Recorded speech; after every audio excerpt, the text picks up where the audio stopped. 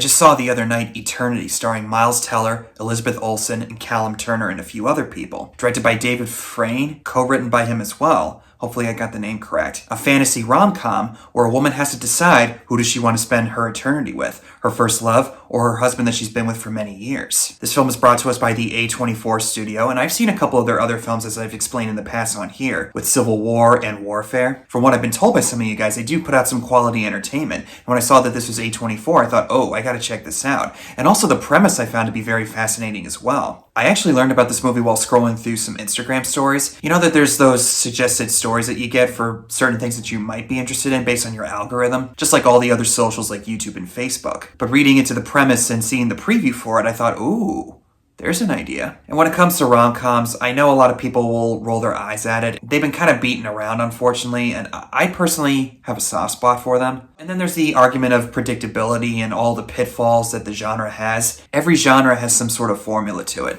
Action films, sci-fi, adventure, comic book, comedy. To some degree, we all have some sort of idea of how those are going to go down. I've said it many times before, but I'll keep saying this. Predictability is not bad. It's what you do with it. Now, we've seen pieces of media that focus on the afterlife or the hereafter. This is a really unique look at it. Coming from a Catholic background, I can easily say that the junction that they show in here is basically limbo, or in the case of Catholicism, purgatory. And the rules that they establish in here is that once you choose your eternity, that's it. There's no going back, where it's all blackness. And I guess you could say that's basically hell. And even some eternities, if you don't choose carefully, that could be your own personal hell, as we see a couple times hinted at throughout this movie. In case some of you want to see this, I'm not going to go too deep into the spoilers, but there are a couple times where we see people trying to break away to go to another eternity, and they do have to face the consequences of their actions. But we're introduced to Larry and Joan, who have been married for 60 plus years. They're a typical old married couple. They're always bickering, they're always fighting, and we only see those two actors in the opening, and maybe a little bit towards the end. But Miles Teller and Elizabeth Olsen have to feed off of those two actors' performances, with their voices, their mannerisms, and to Miles Teller's credit, he manages to sell it 100%. I mean, it's really easy for me to sing Miles Teller's praises because he's not that much older than me. He's one of the best actors in his generation, which is also my generation. And he's also from Downingtown, Pennsylvania, which is not that far away from where I grew up. But his character is one of those people where it's really easy to get annoyed by him, but he has a certain charm and likability to him where you can't really help but go, all right. And no joke, there was one shot of him in here where I thought, wow, he really does look like Mr. Fantastic. He should be Reed Richards. Shut up, we have not seen him in a Fantastic Four. We have not!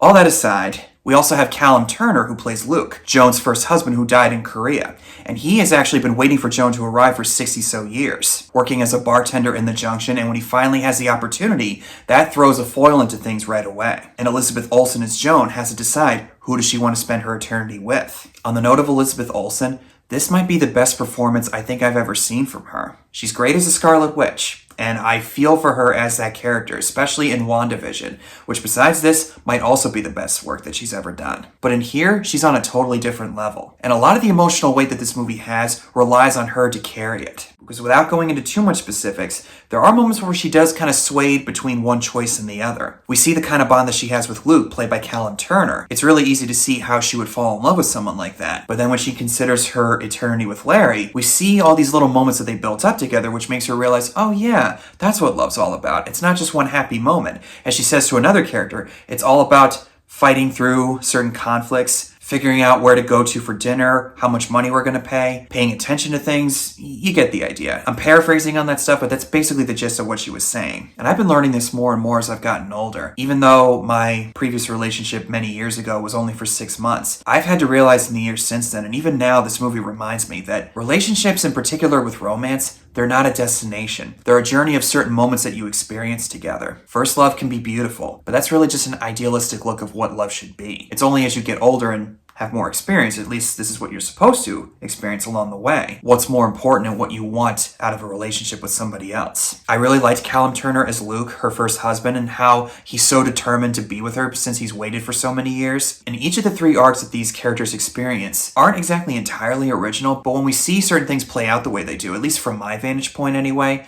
I found them to be done very tastefully. Even though after a while I could kind of tell where certain things were going, I still liked how they did it. It certainly got me thinking about how I want to spend my eternity when my time comes. I mean, right now I'm not with anybody, but if I did have to choose what my eternity would be, I don't really know. I'd probably have a different answer if I was with somebody that I really care about. Now, me personally, I believe in the hereafter. I've had plenty of experiences that have told me, okay, there's definitely something else beyond this world, at least in my estimation anyway. I just want the ability to visit different eternities or different parts of eternity and not have to be stuck in one forever. Hopefully that's how it is when my time comes. Just me though. But if it is with someone that I've been able to share my life with on this side of life, I wouldn't hesitate to do the same thing on the other side. And there's a certain sincerity and sweetness that comes with this movie. It does feel in a lot of ways like, on my end, a callback to the rom-coms of the 90s and late 80s, and even when I was growing up in the 2000s. Even with all the pitfalls that are thrown in here, and I know some people will probably roll their eyes at them, there's a formula for a reason. Whether or not you like it, well, I can't help you there. On that note, there's a lot of things in this movie that a lot of rom-coms tend to do. Having characters just walking around talking about their feelings and what they want out of life. Walking around and talking in certain movies tends to have a bad reputation.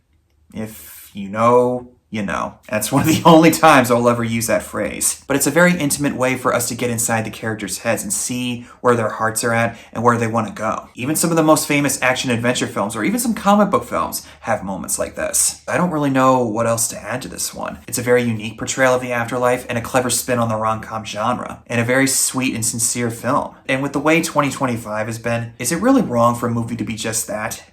Is it really that much to ask for? And I'm actually finding myself wanting to watch this again, or own it on 4K or Blu-ray when it comes out. So that's all I have for you guys on Eternity. Thank you so much for watching. Comment below and tell me what your thoughts are on this movie if you've seen it. If you'd like to see more from me, just hit like and subscribe. Until next time, see you in the next one.